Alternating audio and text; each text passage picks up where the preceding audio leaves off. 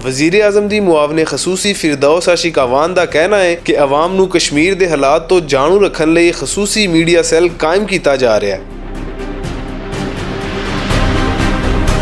इस media cell नू PTI ਵੱਲੋਂ ਵੀ ਭਰਵੀਂ ਮਦਦ ਮਿਲੇਗੀ। ਫਿਰਦੌਸ ਆਸ਼ਿਕ ਅਵਾਨ ਹੋਰਾਂ ਦਾ ਫੈਸਲਾ ਯਕੀਨਨ ਸਲਾਹਣਯੋਗ ਹੈ। ਇਹਦੇ ਨਾਲ ਕਸ਼ਮੀਰ ਦੇ ਹਾਲਾਤ ਸਾਹਮਣੇ ਲਿਆਏ ਜਾ ਸਕਣਗੇ ਤੇ ਨਾਲ-ਨਾਲ ਉਹ ਅਬਹਾਮ ਵੀ ਦੂਰ ਕੀਤੇ ਜਾਣਗੇ ਜਿਹੜੇ ਸੱਚਾਈ ਨੂੰ ਧੁੰਦਲਾ ਕਰਦੇ ਨੇ।